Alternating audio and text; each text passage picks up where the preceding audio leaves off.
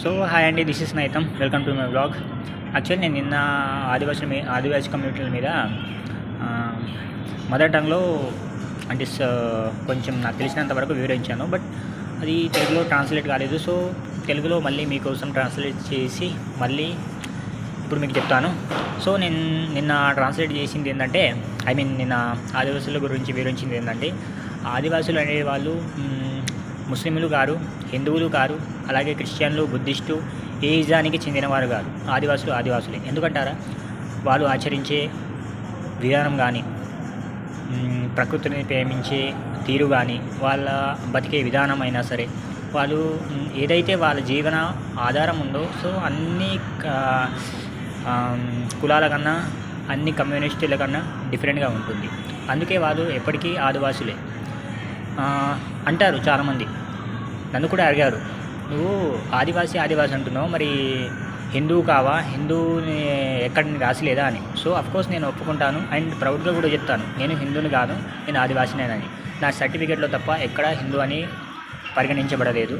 నేను ఆదివాసి కాబట్టి మా వ్యక్తిత్వంలో, మా కమ్యూనిటీలో ఆదివాసులే, హిందువులు ఎప్పటికీ కారు. ఎప్పుడైతే 1947లో ముస్లిం లీగ్ కోరిక మేరకు అప్పుడున్న ప్రధానమంత్రి ఎవరైతే ఉన్నారో మన జవహర్లాల్ నెహ్రూ గారు, సో ఆయన కోరిక మేరకు వేసిన కమిటీ ఏంటంటే, ఇక్కడ ఏదైతే పాపులేషన్ ఎక్కువ ఉందో, సో ఆ పాపులేషన్ వాళ్ళే, ఏ కమ్యూనిటీ యొక్క పాపులేషన్ ఎక్కువ ఉందో ఆ కమ్యూనిటీ వాళ్ళే ఈ భారతదేశంలో ఉండాలి, మిగతా వాళ్ళు డివైడ్ అవ్వాలి అని.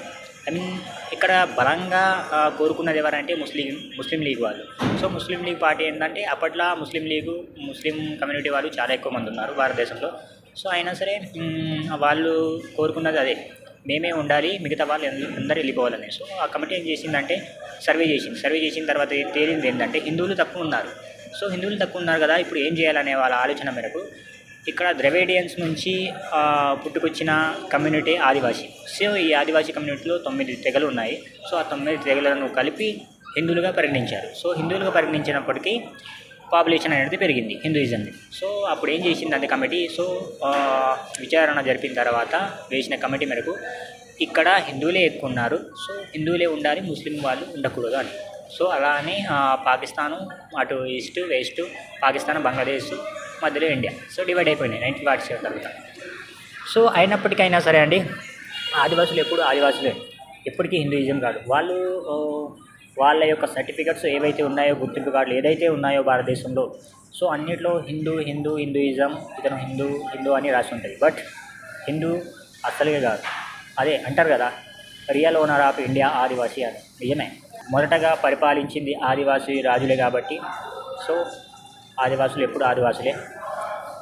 అందరికీ తెలిసే ఉంటుంది, ఎందుకంటే ఆదివాసులు విధానమే వేరు ఉంటుంది. సో అన్ని మతాల కన్నా నేను ఇక్కడ మతాలను డివైడ్ చేస్తలేను. అంటే నాకు వచ్చిన ప్రశ్న ఏంటంటే, మీరు ఆదివాసులు అంటున్నారు, సో హిందువులు కారా అని. సో ఇక్కడ నేను చదువుకున్నాను కాబట్టి నా సర్టిఫికేట్లో మాత్రమే హిందూ అని రాసి ఉంటుంది. అండ్ నేను పరిగణించబడేది మాత్రం ఆదివాసినే. సో ఆదివాసిగానే ఉంటాను, ఇలా అని చెప్పాను. సో నాకు తెలిసినంత వరకు అయితే నేను మీ ముందు వివరించాను. బట్ అదే నేను చెప్పాను కదా, తెలిసింది గోరంతా, తెలిసింది కొండంతా. సో నేను మాట్లాడిన మాటల్లోనూ తప్పు ఉండొచ్చు, ఒప్పు ఉండొచ్చు. బట్ తప్పు ఉంటే మాత్రం ఖచ్చితంగా కామెంట్ చేయండి. ఎందుకంటారా, ఇది తప్పు మాట్లాడాను, ఇది నేను తెలుసుకోలేదు అని నాకు కూడా అనిపిస్తుంది కూడా. సో నేను అది తెలుసుకుంటాను ఒకవేళ తప్పు ఉంటే కూడా, ఓకేనా.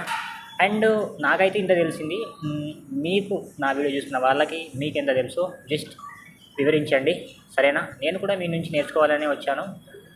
నాకు ఎంత తెలిసిందో అంత మీ ముందు పెట్టేశాను. మరి చూద్దాం మీ రిప్లై ఏంటో, ఓకేనా. జై ఆదివాసీ, జై జోహార్, జై సేవండి, జై కుమరం.